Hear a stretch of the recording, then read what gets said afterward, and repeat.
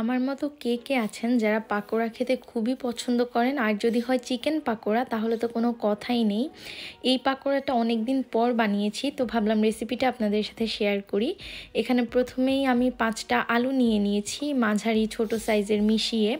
তারপর এগুলোকে ভালোভাবে আমি ক্লিন করে কেটে নিয়েছি, আর সাথে পেঁয়াজ কুচি, ধনেপাতা কুচি আর নিয়েছি মরিচ কুচি। মরিচ কুচিটা আমি একটু বেশি নিয়েছি, যারা ঝাল পছন্দ করেন তারা একটু বেশি দিতে পারেন, যেহেতু এখানে কোনো গুঁড়া মরিচ ইউজ হয় না। সো এখন এটাকে আমি ভালোভাবে মাখিয়ে নিব। প্রথমেই আমি সবগুলো আলু, পেঁয়াজ, মরিচ একসাথে দিয়ে এখানে দিয়ে দিলাম পরিমাণ মতো লবণ। তারপর দিয়ে দিয়েছি জিরার গুঁড়া। আপনারা চাইলে এটা স্কিপ করতে পারেন, কিন্তু আমার কাছে এটার ফ্লেভারটা খুবই ভালো লাগে। দিয়েছি অল্প একটু ধনিয়ার গুঁড়া, আর এখানে আমি একটা চিকেন টিক্কা মশলা দিচ্ছি। আপনারা চাইলে চিকেন বারবিকিউ মশলাটাও দিতে পারেন, এটা দিলে ফ্লেভারটা খুবই ভালো হয়। দিয়ে দিচ্ছি সয়া সস। এখন এটাকে ভালোভাবে মিশিয়ে নিব। আর লবণটা প্রথমে আমি অল্প করে দিয়েছি, যেহেতু পরে আমি এখানে ময়দা অ্যাড করব, সো লবণটা পরে অ্যাডজাস্ট করে দিব। তারপর অ্যাড করে দিচ্ছি চিকেন। মুরগির বুকের মাংসটাকে আমি একদম ছোট করে কেটে নিয়েছি, আর এটা এখন জাস্ট আলতো হাতে মিশিয়ে নিব। এটা বেশি একটা প্রেশার দিয়ে মিশানো লাগবে না। এখন এটাকে মিশিয়ে দিয়ে দিচ্ছি এখানে ময়দা। আমার টোটাল 1.5 কাপের মতো ময়দা লেগেছিল। আপনারা আপনাদের আলুর পরিমাণ অনুযায়ী দিবেন, ময়দাটা যাতে বেশি না হয়। তারপর দিয়ে দিচ্ছি চালের গুঁড়া, এটা দিলে ক্রিস্পি হয় অনেক পাকোড়াটা। সো এখন এটাকে আমি ভালোভাবে মিশিয়ে নিব, আর এখানে আমি পানিও অ্যাড করব যতটুকু প্রয়োজন। এখানে আমি ঠান্ডা পানি দিয়ে পুরো মিক্সচারটাকে ভালোভাবে মিক্স করে নিব। ঠান্ডা পানি দিয়ে মিক্স করলে কিন্তু পাকোড়াটা খুবই ভালো হয়। তারপর দিয়ে দিচ্ছি ডিম। আর এখানে আমার হাজব্যান্ড যখন শুনেছে যে আমি পাকোড়া বানাচ্ছি, ও তাড়াতাড়ি বাসায় চলে আসে। আর সেদিন আমি অনেক দিন পর পাকোড়াটা বানিয়েছি, অনেক দিন না, কয়েক মাস পর আমি পাকোড়া বানিয়েছি।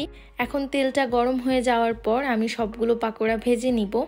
আর চিকেনটা যেহেতু আমি ছোট ছোট করে দিয়েছি, এই তেলেই এটা একদম সম্পূর্ণভাবে সিদ্ধ হয়ে যাবে।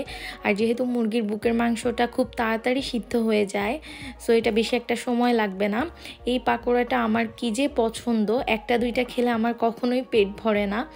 আর আমাদের বাসার সবাই আমরা অনেক পাকোড়া পছন্দ করি। তো এক এক করে এখন আমি সবগুলো পাকোড়া এপিট ওপিট করে ভেজে নিব। আর পাকোড়ার তেলটা কিন্তু বেশি অল্প হলেও ভালো লাগে না, পাকোড়াটা ভালোভাবে ক্রিস্পি হয় না। আবার বেশি ডুবো তেলেও ভাজা লাগে না আমার কাছে মনে হয়। অনেকে হয়তো ডুবো তেলেও পাকোড়া ভাজে, বাট আমি তেলটা মাঝামাঝি রাখি, বেশি কমও না আবার বেশিও না। তো এই তো পাকোড়াগুলোকে আমি এখন লাল লাল করে এপিট ওপিট করে ভেজে নিচ্ছি। পাকোড়াটা একটু লাল করে ভাজলে কিন্তু পাকোড়াটা আরও বেশি ক্রিস্পি হয়, কিন্তু খেয়াল রাখতে হবে যাতে পুড়ে না যায়। পুড়ে গেলে কিন্তু পাকোড়ার টেস্ট পুরোই নষ্ট হয়ে যায়। সো এখানে আমি সেকেন্ড ব্যাচও বসিয়ে দিলাম। আমার টোটাল 3টা ব্যাচে আমি পাকোড়াগুলো ভেজেছি। মাত্র 5টা আলু দিয়ে কতগুলো পাকোড়া হয়েছে, যেহেতু এখানে চিকেন, ময়দা আরও অন্যান্য অনেক কিছু ছিল, তো সব কিছু একসাথে মিশালে কিন্তু জিনিসটা বেড়ে যায়। তো এই তো আমার পাকোড়া রেডি হয়ে গেল। গরম গরম দুজনে বসে বারান্দায় আমরা পাকোড়া এনজয় করেছি। আর বিকেলের ওয়েদারটাও খুবই সুন্দর ছিল। সো গরম গরম পাকোড়ার সাথে বাইরের এত সুন্দর ওয়েদার খুবই ভালো লাগছিল। সো আজকের ভিডিও এই পর্যন্তই। সবাই ভালো থাকবেন। আল্লাহ হাফেজ।